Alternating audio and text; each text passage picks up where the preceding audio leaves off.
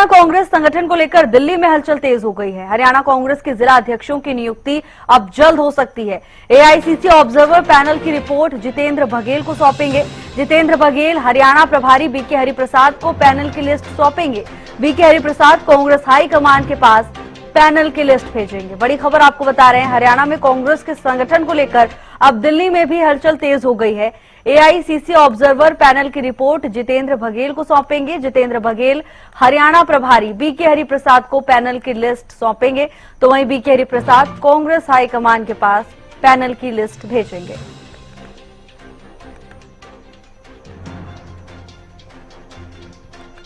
हरियाणा कांग्रेस संगठन को लेकर दिल्ली में हलचल देखी जा रही है। एआईसीसी ऑब्जर्वर्स पैनल की रिपोर्ट जल्द ही जितेंद्र बघेल को सौंपेंगे।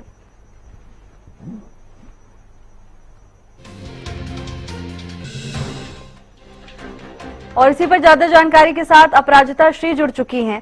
अपराजिता, अब दिल्ली में भी हरियाणा के कांग्रेस संगठन को लेकर हलचल तेज देखी जा रही है, क्या कुछ जानकारी है?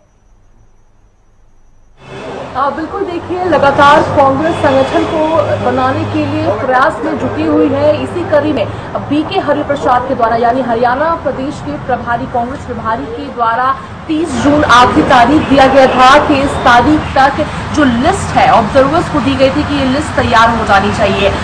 इस लिस्ट की अगर बात की जाए तो ऑब्जर्वर्स लिस्ट तैयार कर चुके हैं। 3 से 6 नाम डाला जा चुका है उस लिस्ट में। इसके साथ साथ अब ऑब्जर्वर्स आज इस लिस्ट को सह प्रभारी जितेंद्र बघेल को सौंपते हुए नजर आने वाले हैं, जिसके बाद यानी उस लिस्ट में करीब 3 से 6 नाम बताया जा रहा है कि उसमें मौजूद है। इसके साथ साथ जितेंद्र बघेल के बाद फिर इस लिस्ट को प्रभारी बीके हरिप्रसाद को सौंपा जाएगा, जिसके बाद बीके हरिप्रसाद इस लिस्ट को हाईकमान को सौंपते हुए नजर आने वाले हैं। जल्द ही जिलाध्यक्षों की नियुक्ति होती हुई कांग्रेस में नजर आ सकती है। तो लंबे समय का जो इंतजार है वो अब खत्म होता हुआ नजर आ रहा है, क्योंकि जिस तरीके से जो तारीख दिए गए थे, जो डेडलाइन दिया गया था, उसे पूरा अब किया जा रहा है। जिसके बाद जैसे ही जिला अध्यक्षों की नियुक्ति होती है, उसके बाद फिर प्रदेश अध्यक्ष की भी नियुक्ति होती हुई नजर आएगी।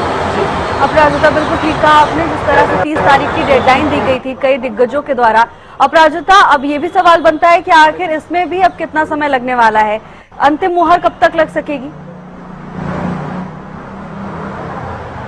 देखिए, अंतिम मोहर के लिए संभव है कि थोड़ा समय लगता हुआ नजर आ सकता है, क्योंकि जिस तरीके से हाईकमान के द्वारा कहा जा चुका है कि मजबूत संगठन बनाना है।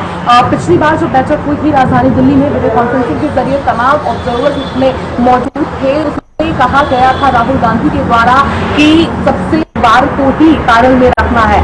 संभव है कि जब पैनल हाईकमान को सौंपा जाएगा तो हर एक नाम पर चर्चा की जाएगी। अब चूंकि एक पैनल में करीब 3 से 6 नाम शामिल है, तो हर एक उम्मीदवार पर चर्चा किया जाएगा और सबसे उपयुक्त उम्मीदवार को ही अध्यक्ष की नियुक्ति यानी अध्यक्ष का जो कार्यभार है, जिला अध्यक्ष का कार्यभार है, वो सौंपती हुई नजर आएगी।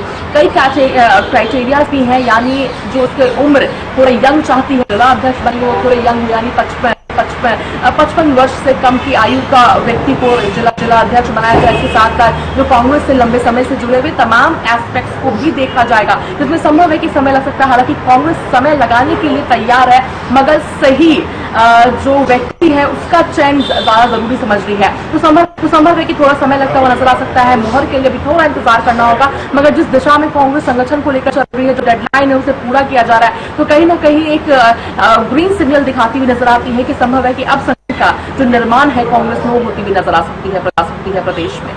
जी बिल्कुल अपराजिता, आप बने रहिएगा, आगे भी आपसे जानकारी हासिल करेंगे।